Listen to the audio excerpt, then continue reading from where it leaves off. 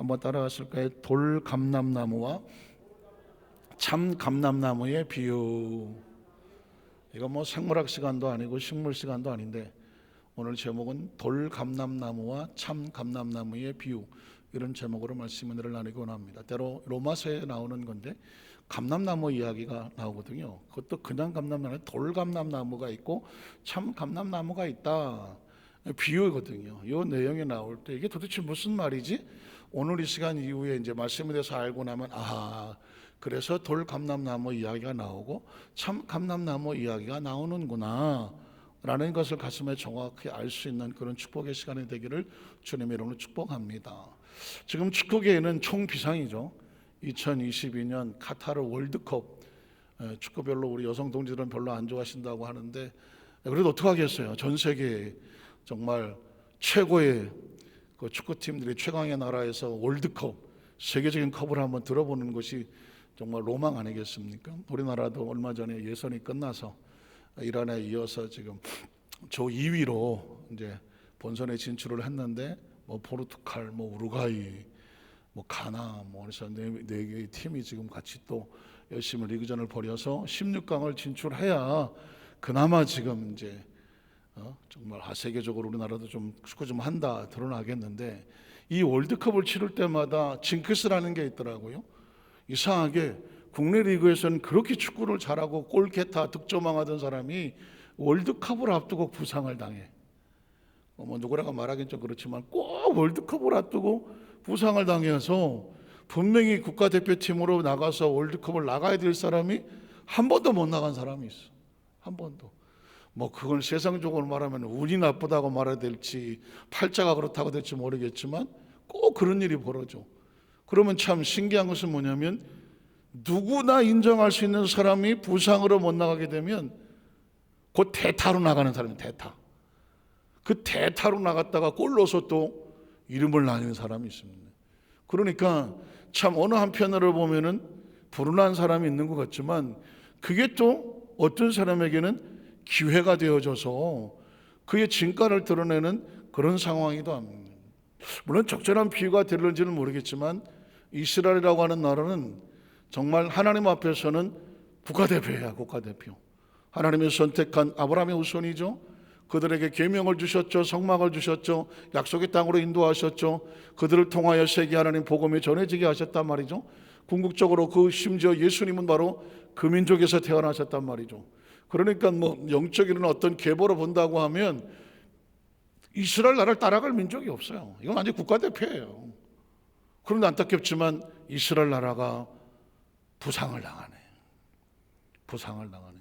그 부상이라는 것이 시합하다가 무너지는 것이 아니라 이 사람들이 하나님의 말씀과 그 계획 속에서 오히려 교만하고 자긍하고 또 하나님의 뜻에서 벗어나서 영적인 부상을 당해. 영적인 부상을 당했다는 얘기는 무너지고 깨어져 버려서 하나님과 관계가 끝이 나버린 것입니다. 다시 말해서 하나님은 약속으로 대상을 하시는데 하나님과의 약속이 깨어져 버리는, 하나님은 약속을 깨시는 분이 아닙니다. 그 약속의 대상이 약속에서 벗어나 버리면 그 약속의 내용에서 벗어나니까 약속을 취할 수가 없는 거죠. 이스라엘 백성이 약속에서 벗어난 민족이 됐습니다. 그럼 어떻게 합니까? 대타가 필요한 거죠. 새로 되어야 될 영적인 국가대표가 새로 필요한데, 그래서 그 이스라엘 민족에 흘렀던 출정권의 기회가, 약속의 대상의 기회가 어디로 가냐면 이방의 민족에게 가는 거예요. 그래서 여러분 지난 시간에 아브라함의 축복이 이방인에게, 예수 그리스도로 말미암아 이방인에게 가서 이르게 하고 하는 것이죠. 사실은 저와 여러분이, 어떤 사람들은 잘 이런 내용을 모르면 원래부터 우리가 예수를 잘 믿는 민족이고 하나님께서 이 땅을 택하셔 구원하셔서 우리나라가 이스라엘인 줄 아는 사람들이 있어요. 우리나라는 이스라엘이 아닙니다. 이스라엘이 아니죠. 대한민국이죠. 그다음 또 조금 머리가 크면 이상한데? 이스라엘 민족, 성경은 온통 이스라엘 민족 이야기인데 왜 이스라엘 민족은 예수를 안 믿지? 왜 이스라엘 민족은 예수를 안 믿지? 여기 또 조금 머리가 크면 그런 질문이 생긴단 말입니다. 이스라엘 나라는 그러면 우리가 어떻게 대해야 되지? 이건 참 성경 속에 있는 나라니까 축복된 나라 같기도 한데, 또 예수님은 십자가에 못 박아버린 나라는 거 보니까 이것도 저주받은 나라 같기도 하고, 이거 어떻게 우리가 좀 대해야 될지 애매모호한 상황이 이스라엘 나라거든요. 그래서 이 부분에 대한 어떤 신학적인, 신앙적인, 성경적인 교리를 어떻게 알 수가 있느냐? 로마서에서 펼치잖아요. 로마서를 알지 못하면 이 내용을 알지를 못하는 것입니다. 여기서 말하는 오직 믿음이라고 하는 이 신득이의 믿음의 교리가 나오게 되고 은혜의 교리가 되는데, 이스라엘 민족은 율법적인 관계로서 하나님과 관계를 맺으려 했지만 율법으로는 구원이 안 되더라고요. 율법으로는 하나님의 약속에 대해서 같이 따라갈 수도 없고 관계가 되지를 않더라. 그래서 율법으로는 안 되는구나. 하나님은 그래서 이방의 민족에게 새로운 계약서를 쓰게 한 것이 바로 예수 그리스도, 은혜와 진리가 충만하더라. 예수를 통해서 누구든 저를 믿는 자마다 멸망하지 않고 영생을 얻게 하시며 구원의 은총이 누구에게? 예수 그리스도로 말미암아 이방인에게라는 거죠. 그 이방인이란 바로 유대인을 제외한 다른 모든 나라들은 우리나라를 포함해서 이방인이 되는 것입니다. 적어도 이렇게 되면 우리가 예수를 믿고 그냥 예수 믿고 천국 가자가 아니라, 그런 하나님의 그 섭리 성경을 들어가다 보니까 성경에 흐르고 있는 구원의 은총이 유대인에서 왜 어쩌다가 이방인에게 흘러오고 그것이 우리나라까지 흘러오게 됐는지 우리는 그것을 깨닫아 알아지게 되는 거죠. 적어도 영적인 근본적인 족보를 알게 되는 거죠. 우리가 어떻게 태어나서 어느 정도의 믿음을 가지고 우리의 영적인 상태가 어떤 건지를 성경을 통해서 알게 되는 것입니다. 자, 오늘 성경 속에서 그래서 로마서 9장 이후에 바울은 우리에게 그 부분을 성경을 통해 설명합니다. 우리는 첫 번째로 바울이 이방인의 선교를 애쓰는 이유는, 바울은 유대인이거든요. 사실은 피는 물보다 진하고 팔은 안으로 굽는다고. 바울이 유대인이잖아요. 유대인이니까 어느 민족을 구원해야 되겠어요? 자기 민족을 구원하려고 해야 되겠죠. 그 많은 학식과 배운 걸 가지고. 그런데 바울은 유대인의 구원을 위해서 애쓰는 것이 아니라 이방인의 선교를 위해서 목숨을 걸었던 선교사, 수도 없이 많이 죽을 뻔은 했지만 유대 안에 갇힌 존재가 아니라 저 로마까지 소아시아를 다니며 1차, 2차, 3차 여행 들어보셨겠지만 그 수굴고비를 넘기면서 다면서 복음을 전했던 이방인의 선교사거든요. 그럼 바울은 왜 이방 선교를 왜 이렇게 애를 쓸까? 로마서 11장 13절에 보니까 내가 이방인인 너희에게 말하노라. 여기서 말하는 이방인은 로마 사람을 말하는, 로마 교회를 말하는 것입니다. 자신은 유대인이고, 그렇죠? 그런데 이방인인 로마 사람들, 로마는 사실 다신교고 예수를 믿지 않는 그런 민족이었지만 이 로마는 어느 종교든 믿어, 어느 신이든 믿어. 그런데 거기에 복음이 증거된데 거기에 교회를 세우고 하나님을 믿는 로마 교회가 있었습니다. 로마서가 뭘까요? 바울이 로마 교회와 성도들에게 서신을 보낸 것, 그게 로마서거든요. 고린도 교회에게 보낸 게 고린도 전후서, 데살로니가 교회에 보낸 게 전후서, 그렇죠? 그래서 갈라디아, 에베소 다 교회에 보낸 서신, 그래서 바울 서신 이렇게 표현을 하는 것입니다. 자, 어쨌든 로마 교회에게 너희에게 말하노라 그러면서 내가 이방인의 사도라고 표현합니다. 이방인의 사도인 만큼 내 직분을 영광스럽게 여긴다. 자기는 유대인이지만 유대인을 위해서 복음을 전하는 것이 아니라 로마인이요 이방인들에게 복음을 전하는 것을 자기는 영광스럽게 여긴다. 이유는 뭐냐? 내가 선택한 것이 아니라 하나님께서 나에게 맡기셨기 때문이다. 하나님을 인정하고 있죠. 자, 이런 말을 하게 된 건 사도행전 9장 13절 16절에 보면 하나님께서 바울을 처음 만나셨을 때 이런 고백을 하거든요. 아나니가 대답하되 주여, 이 사람은 바울이죠. 사울이 고꾸라져서 눈이 멀었을 때 이 사람에 대해 내가 여러 사람에게 들었사온데 듣자 하니 그가 예루살렘에서 주의 성도 그리스도인들에게 적지 않은 많은 해를 끼쳤다 하더니, 여기서도 주의 이름을 부르는 모든 사람을, 그리스도인들을 결박할 고난을 유대교 대제사장들에게서 받았나이다 하거늘. 그러니까 뭐예요? 이 사람 좋은 사람 아닙니다. 하나님, 이거 별 도움 안 될 사람 같은데 꼭 이 사람을 살려야 되겠습니까? 라고 묻는 것과 같죠. 그때 하나님께서 주께서 이르시되 가라, 이 사람은 내 이름을, 여기서는 이방인과 임금들과 이스라엘 자손들에게 전하기 위하여 택한 나의 그릇이다.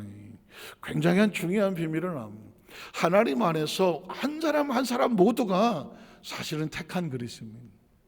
한번 따라하시고, 우리는 하나님 안에서 하나님의 목적을 위해서 크고 작음에 상관없이 선택된 무엇이다? 그릇인 것이에요. 그릇입니다. 나는 누구일까?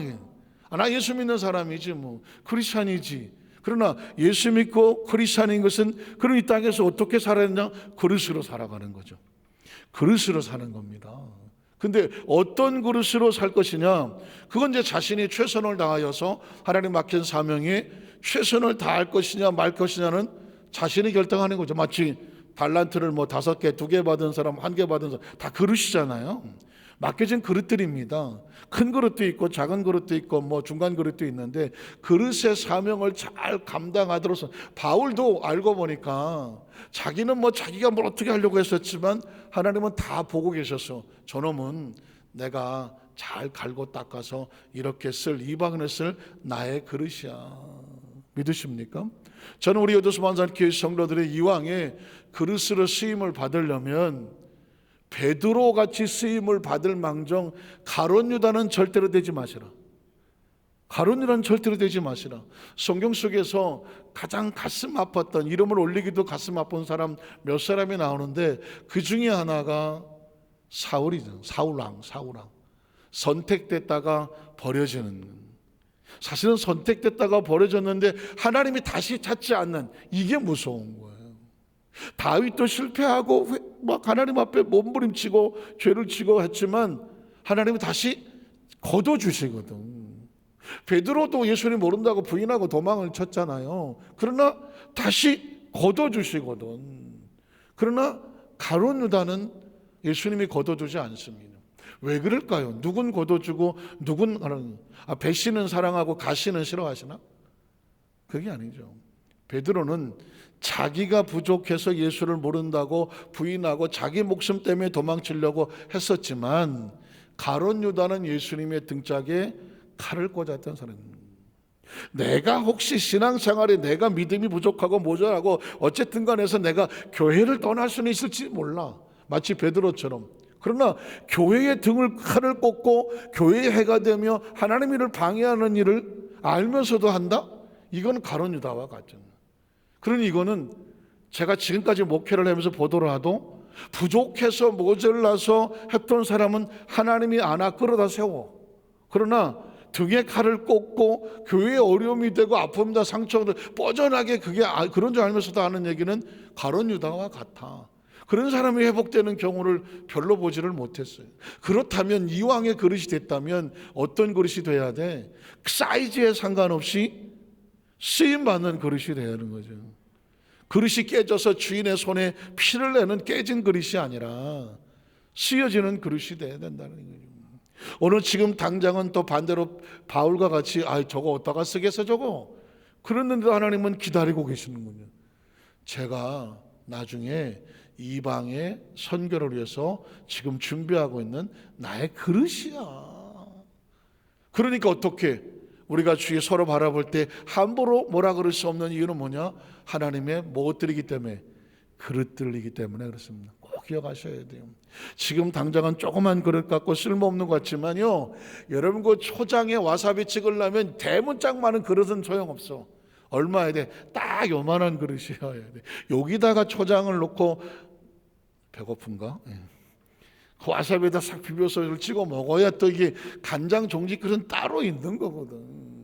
라면 그릇 따로 있고 국 그릇 따로 있고 밥 그릇 따로 있는 것처럼 각자 맞는 그릇이 따로 있다. 저는 왜 이 그런 얘기를 하냐면 하나님이 바울을 보고 이렇게 얘기하는 거예요. 와, 얘는 이방을 위해서 내가 따로 빼둔 나의 그릇이야. 그래서 이 바울은 어떻게 이후에 이방을 위해서 목숨을 걸죠. 자, 그 다음 절에 뭐라고 말할까요? 그가 내 이름을 위해서 얼마나 많은 고난을 받아야 할 것을 내가 그에게 보이리라. 그릇은 편안하게 있으려고 있는 그릇은 그릇이 아닙니다. 그건 장식품이지. 그릇은 항상 고난을 받습니다. 이게 좀 나쁘게 들리지만 쓰임 받아야 그릇이지 뭐. 아니 그 김치 그릇은 맨날 김치 담고 먹고 또 씻었는데 또 김치 담고, 국그릇은 맨날 국 담고, 밥그릇은 맨날 밥 담고, 아침에 먹었는데 또 씻고 또 담고, 그릇 입장에서 볼 때는 막 증로동 같이 보일지 모르지만 그게 쓰임 받는 거거든요. 어떻게 생각하십니까? 그래서 저와 여러분은 어디다 처박아 두고 그냥 어디 하고 있는 게 아니라 하나님이 그냥 부지런히 들어쓰시면, 여러분도 설거지도 해보시고 집에 살림 해보시면 유난히 애착가는 그릇이 있잖아요. 필요할 때 그 그릇 갖다가 꼭 거기다가 먹는 그릇 있잖아요. 나만 아나? 그 그릇들 중에서요, 어떤 거는 손도 안 대는 그릇이 있어요. 중요할 때 한번 쓸 그릇 있을지 모르지만, 그냥 어떤 그릇은 그냥 시도 때도 없이 밥그릇, 국그릇은 늘 나와. 그래서 어느 날 뒤돌아보면은요, 하나님이 나를 써주신 곳에 감사해야 돼요. 바울은 자신의 선한 싸움을 다 달려갔다, 얘기가 뭐예요? 그릇이 깨어질 때까지 자기 목숨을 다해서 사명 감당했다는 것입니다.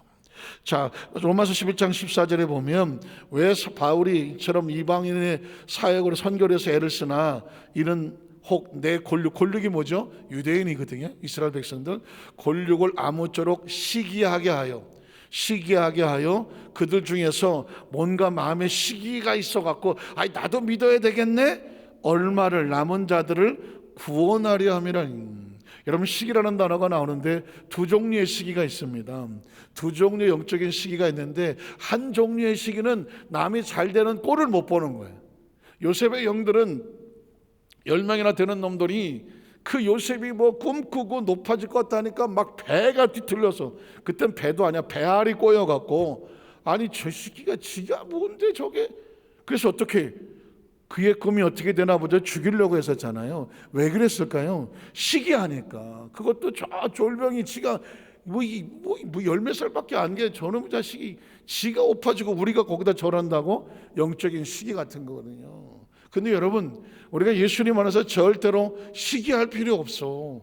시기할 필요가 없는 게, 나보다 후배고 나보다 젊고 나보다 못해 보인 사람이 크게 쓰임을 받더라도, 이게 세상적인 관계만 자존 상할지 모르지만 하나님이 쓰시는 것이라고 하면 하나님이 쓰시는구나. 중요한 건 그를 축복해 주면 나도 올라가. 근데 그 꼴이 보기 싫으면 나도 죽었어, 잠도 안 와, 밥맛도 없고, 괜히 막 열등감 생기고. 그럴 필요 없어. 시기를 하되 좋은 의미에서 시기를 해야지, 나쁜 의미에서 시기해봤자 자기의 좋을 거 하나도 없고. 그 10명의 형들, 비록 요셉만 잘 나간 게 아니야.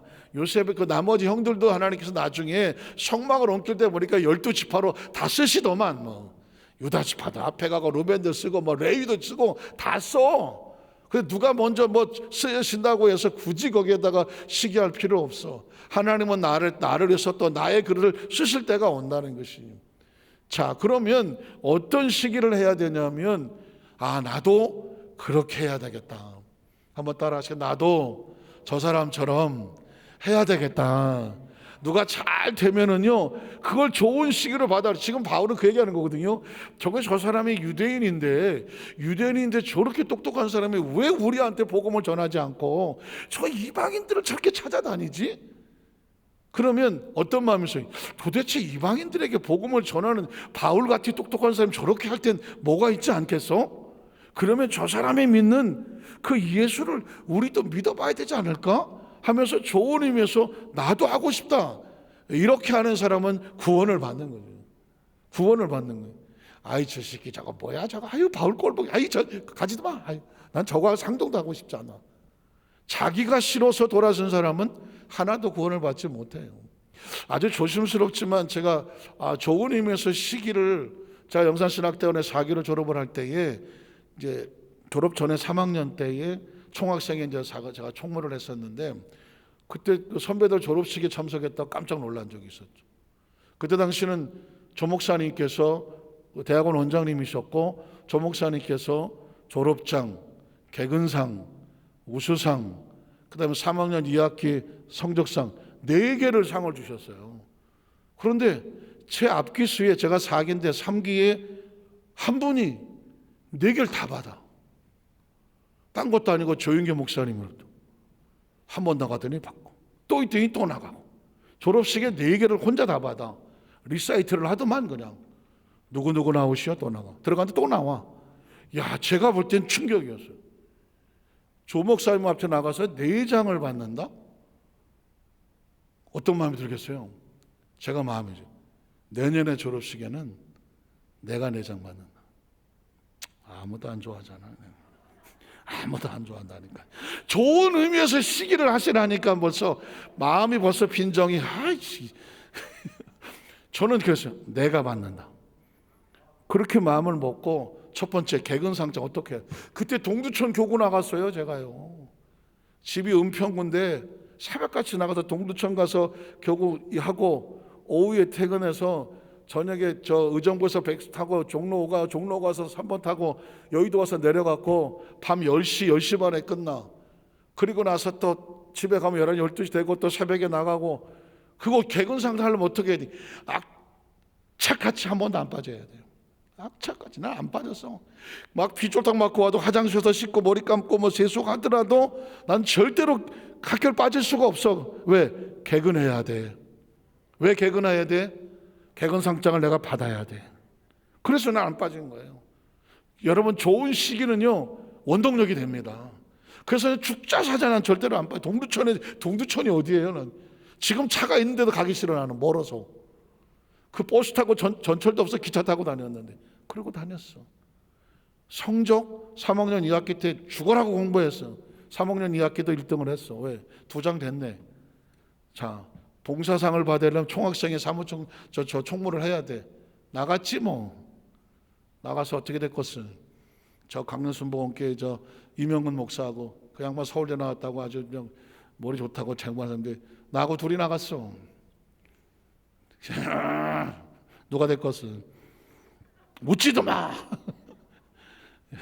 제가 됐어요. 3장은 확보하 3장. 이게 어디야? 나머지 한 장 놓칠 수 있어 없어? 없지. 3학년 2학기에 표창장을 받으면 전학년 최우수상을 받아야 되거든. 내가 이거 하려고 그 어려운 시련을 힘들고 참았어 내가 진짜. 그래갖고는 마지막에 전학년 최우수상을 받았지. 졸업식 날 4번 나갔지 뭐. 그냥 4번 나갔지. 아니 이거 뭐 오래된 이야기라서 했지만 제가 그 얘기는 뭐냐면 뭘 봤더니 좋은 의미에서 영적인 시기를 좋은 쪽으로 내가 삼았더니 그 힘들고 어려운 과정을 해서 내가 그 자리에 있더라고. 여러분 누군가 정말 저 사람 진짜 봉사 열심히 하고 하나님을 잘 섬기고 저렇게 믿음 생활하고 싶다 하면 아이고 지 혼자 잘났다 그래 너나 잘해봐 그럴 필요 하나도 없어. 누군가 정말 믿음 생활을 잘 하시는 걸로 보거든요. 여러분이 그 모습을 흉내를 내세요. 그리고 거기에 대한 좋은 의미의 거룩한 소원을 가지고요 좋은 영적 시기를 가지세요. 시기를 하게 되면요 나도 하고 해야지 나도 해야 되지 이런 에너지가 생겨. 나쁜 시기는 나를 죽이지만 좋은 에너지는요 어떻게 나를 거기까지 끌고 간다니까. 지금 바울은 그 얘기를 하는 거예요. 이스라엘 민족의 마음에 좋은 시기심을 일으켜서 그들 가운데 나도 예수 믿어야지 하고 나오는 사람들을 끄집어내고 싶다는 거예요. 구원을 시키고 싶다고 말씀을 하는 것입니다. 그 다음 절에 보면 그래서 15절이면 그들을 버리는 것이 세상의 화목이 되거든. 자, 그 다음 절에 보면 그들이 이제 남은 자들을 구원시키는데 그 구원시키는 내용을 2가지 비유를 하는데 죽은 자 가운데 살아나는 거예요. 이스라엘 민족이 모두 죽은 자 같지만 예수를 믿으면 일부는 살아나는 것이고 받아들이면 살아나는 것이고 또 그 다음 절에 보면 제사하는 처음 익은 곡식가루가 거룩한 족 떡덩이도 그러하고 뿌리가 오르는 그렇게 하시다가 마치 그 아무것도 없는 것 같지만 제물이 되어지면 거룩해 되는 것처럼 선택되면 이스라엘 민족이 하나님 앞에 선택에 되어 나오게 되면 역시 남은 자들은 어떻게 되더라? 거룩하게 되어지더라는 것이죠. 자, 그러면 2번째로 돌감람나무와 참감나무 이건 뭐야? 이걸 좀 알아보자는 것이죠. 자, 돌감람나무 17절에 보면 이렇게 나옵니다.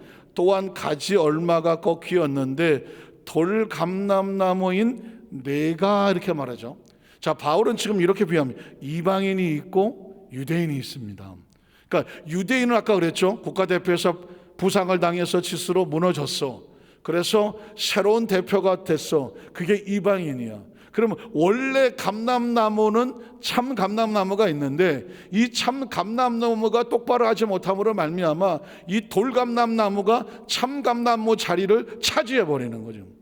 유대인들이 하나님 앞에 똑바로 약속의 대상이 되지 못하니까 그 이방인들이 예수 그리스도를 말미암아 그 약속의 대상을 차지하는 것과 같은 것이죠. 자, 그래서 돌감람마인 우리가 유대 이방인들이 그들 중에 접붙임이 됐다. 그 자리를 대신 차지했다.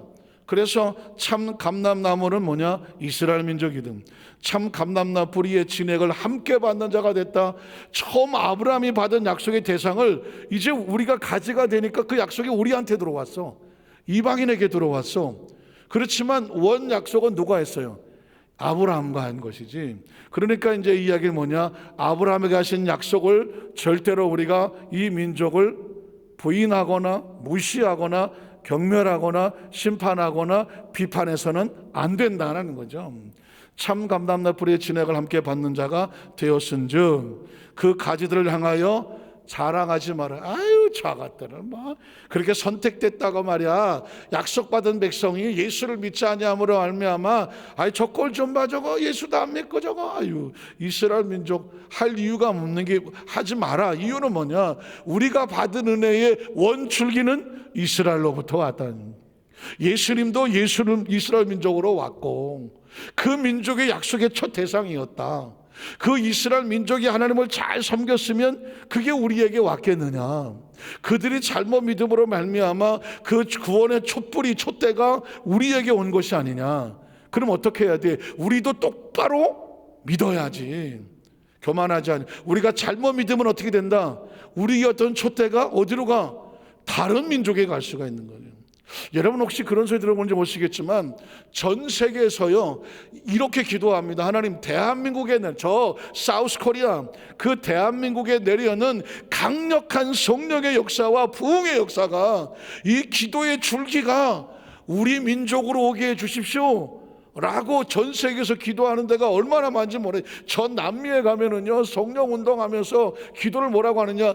저 대한민국에 임했던 성령의 불이 우리한테 오게 해달래요. 지금 우리는 지금 이미 우리끼리 있어갖고 잘 모르지만 세계적인 교회에서 보면 남미에서도 보면 야, 저 대한민국 저 조그만 땅덩어리에 세계 최대의 교회가 각 교단의 교회가 다 대한민국에 있어. 그리고 조영기 목사님과 여의도 목회 같은 세계 최대의 교회가 있는가 하면 한국 교회에는요 기도를 많이 하기로 소문이 막 나서 그냥 성령의 불이 떨어지는 교회로 알아. 그래서 그 불을 달라고 남미 사람들은 모여서 부러워하며 기도해. 저 인도네시아, 말레이시아, 이런 싱가포르, 동남아시아를 가면 대놓고 하는 게 이거예요. 우리는 하나님으로부터 찬양의 악기의 은사를 받아서 찬양하는 걸 좋아한다. 근데 기도가 안 돼. 근데 대한민국 교회를 가서 보니까 이 기도가 너무너무 뜨겁고 불같아서 그들은 이렇게 기도한다는 거예요. 하나님, 우리에게도 저 대한민국에 임했던 불을 주시옵소서. 대만을 가던 홍콩을 가던 이 동남아시아 가면 막 사람들이 대한민국에서 왔다고 하면 그냥 우리에게 불 받게 해달래. 이 기도의 은사 좀 받게 해달라고. 기도는 그냥 되는 게 말 잘한다고 되는 게 아니거든. 불 받게 해달라고 기도해. 그런데 여러분 보십시오. 우리나라는 지금 그 엄청났던 그 성령의 역사와 불과 기도와 이 엄청난 이 역사가 지금 어느 정도 타고 있습니까? 코로나라고 하는 어느 부분은 지금 와서 정말 된소리 맞은 것처럼 이러고 있지만 사실은요 대한민국은 우리 스스로 우리가 정말 점점 식어가는 줄도 모르고 예전에 그 영화와 그 생각을 가지고 여전히 우리가 열심히 뜨거운 줄 알고 착각하고 있는 것은 아닌가 조심스러워야 돼요. 다시 처음으로 어린아이와 같이 이렇게 얘기하면 뭐하지만 지금 대한민국의 기도원이 살아남은 기도원이 몇 개 없어요. 그나마 여의도 순복음 그 교회는 오산리 기도원 강남에 있는 그 강남 금식 기도원 몇 개 있었지만 이제는 명맥 유지하기도 힘들어요. 물론 이제 몇 군데 정말 하는 기도하는 사람들이 모이는 교회가 있기는 하지만 거의 없죠. 여러분 여의도 교회도 오산리 기도원도 가보십시오. 저도 지금 최근에 집회 몇 번 가봤지만은 예루살렘 성전 새로 지어놓고 몇 명이나 앉아 있어요. 100명도 안 앉아 있잖아요. 물론 이제 대형 집회라면 대성전 했지만 대성전 집회 구경하기 힘들어진 상황입니다. 만약에 오산리의 기도줄이 무너진다? 대한민국에 희망은 없는 거죠. 대한민국 희망은 없는 거예요. 오산 위에서 기도 소리가 안 들린다? 오산 위에 더 이상 기도하는 사람이 오지 않는다? 그러면 대한민국에 무슨 희망이 있겠습니까? 이게 어디로 갔고, 어딘지 모르지만 다른 데로 간 거 아닙니까? 이걸 두려워해야지. 그래서 대한민국은 이렇게 기도해야 되죠. 하나님, 이 성령의 이 불같은 역사가, 이 불이 꺼지지 않게 하여 주시옵소서. 교회마다 재단마다 이 성령불 꺼지지 않게 하여 주시고, 기도불 꺼지지 않게 도와주시고, 우리의 심령 속에 하나님을 찾는 이 열정과 열망이 식지 않게 하여 주시옵소서. 좀 더 졸자, 좀 더 자자, 뭐가 어쩌다, 불편하다, 힘들다, 뭐다 어쩌고 이러는 사이에 불은 다 꺼지는 거야. 우리가 언제 그런 거 따졌어? 그냥 기도원에 가서 금박 은박지 하나 깔고 오리털 잠바 하나 지었고 3박 4일 5박 6일 3 하면서 금식하고 처박혀 있어도 그 불편하다고 냄새 난다고 한 적 없었어. 자리가 힘들고 어쩌고 힘들어서 나 기도 못하겠다고 하는 사람들 없었다니까요. 누가 시키지 않아도 기도권에 들어가서 그냥 밤새도록 기도해도 시간 가는 줄을 몰랐다니까. 그게 인간의 힘으로 됩니까? 은혜가 내 은혜에 붙잡혀서 하는 것이지. 대한민국은 다시 성령불이 있어야 돼요. 그렇지 않으면 여기저기서 지금요 침노하느라고요 대한민국에 이 불 뺏어 가려고 각 나라에서 난리가 아니야. 그 불은 어떻게 지켜야 되는 것이죠. 유대인들이 지금 다 놓쳤잖아. 지금 그게 지금 제2의 이스라엘 우리 대한민국에 와 있는데, 우리도 지키지 아니하면 어느 나라가 이 기도불을 끄지고 훔쳐갈지는 아무도 모르는 거죠. 사실 훔쳐가는 게 아니라 우리가 내주는 것이죠. 가지들을 향하여 자랑하지 말라. 그 다음 절에 보면 자랑할지라도 내가 뿌리를 보존하는 것이 아니요 뿌리가 아브라함의 약속이 너를 붙잡고 있는 것이지, 네가 원래 잘나서 하나님의 구원의 대상이 된 것은 아니다. 보존하는 것이니라. 그 다음 절에 보면 그러면 내 말의 가지들이 꺾인 것은, 그러니까 유대인들이 이스라엘이 무너진 것은 나로 접붙임을 받게 하려 함이라. 그들 때문에 나를 구원하려고 그렇게 한 것이냐, 그렇게 말하셨겠지만 옳도다. 그들은 믿지 아니함으로 꺾이고, 믿지 아니하면 꺾이고 너는 믿음으로 선언이라. 보십시오. 우리가 하나님을 찾고 찾으니 성령의 불이 우리 가운데 있는 것이고, 그들이 하나님을 찾고 찾지 아니하느니 불이 꺼지느니라는 거죠. 마찬가지죠. 지금 굉장히 중요한, 이스라엘이 샘플이고 지금 우리 교회가 샘플이고 우리나라가 샘플인 거죠. 만약에 개인도 마찬가지입니다. 내가 하나님의 불을 내 안에서 붙잡지 아니하면 너희 불은 꺼지는 것이군. 어떤 이유가 됐든지 간에. 그러나 너희가 그 불을 찾고 찾으면 그 불이 너희를 세우느니라. 그러므로 예전에 영화가 어쩌고 내가 왕년에 했던 거 다 넘겨놓고 높은 마음을 품지 말고 도리어 그것을 잃어버릴까 해라? 두려워하라는 것입니다. 말씀을 정리하기로 합니다. 뭐가 두렵습니까? 하나님과 단절이 두려운 것입니다. 하나님과 단절. 이 하나님과 단절된 어떤 부분이 오려고 할 때 영혼이 반사적으로 몸을 흔들어야 돼. 안 돼, 이거. 버텨야 돼. 지탱해야 돼. 안 기어 들어가려고, 그 구덩이를 안 기어가려고 발톱 빳빳하게 세우고 버티고, 그리고 뒤로 돌아서야 돼. 그 맥없이 기어 들어가서 처박히면 못 나올 수도 있어. 못 나올 수도. 그래서 신앙은 야성이어야 돼. 아주 강력한 야성을 가지고 영적으로 예민해서 그 어떤 것들이 만만하게 우리를 보고 이리 끌고 저리 끌고 농락하고 이렇게 유혹해도 넘어가고 저렇게 유혹하고 넘어가고 만만하게 보지 못하게 해야 돼. 감히 함부로 어디 사탄아 물러가라 하고 해서 예민하게 빳빳하게 버텨줘야 돼. 누구도 우리의 예배가 함부로 취급당하지 못하도록, 우리 속에 있는 기도의 영이 함부로 다른 어떤 꺼지지 아니하도록, 성령의 불이 꺼지지 아니하도록, 우리가 어떻게 지켜서 여기까지 왔는데, 내가 어떻게 해서 여기까지 와서 사명을 맡았는데, 어떻게 해서 장로가 되고, 어떻게 해서 안수입사가 되고 권사가 되고, 어떻게 지역장 고역자고 믿음의 성도가 되고, 어떻게 해서 목사가 되고 전도사가 돼서 하나님 만들어 놓았는데, 이 거대한 이 영적인 발톱을 가슴에 두고 그 어떤 것이 이것들을 무너뜨릴 만한 가치가 있겠습니까? 그 어떤 것들이 맡겨진 사명을 뒤로 물러가게 하고 무기력하게 만들고 식어서 꺼지게 만들 그런 가치 있는 게 뭐가 있느냐고. 이거 외에 다른 가치가 뭐가 있느냐고요. 그 어떤 게 서운하고 그 어떤 것이 우리가 마음에 들지 않고 그 어떤 것이 우리를 어떤 게 힘이 세서 하나님 앞에 서는 이 발톱을 다 부러뜨리느냐고요. 이제 우리는 이스라엘 백성들이 무너지는 것을 보고 너희도 자랑하기보다는 두려워해서 무너지지 않으려고 영적 야성의 발톱을 날카롭게 세우고 그 적과 맞서고 싸워서 너의 신앙을 꼿꼿하게 세워라. 꼿꼿하게 세워라. 그게 오늘 주어진 우리의 메시지입니다. 기도하겠습니다. 하나님 아버지 감사합니다.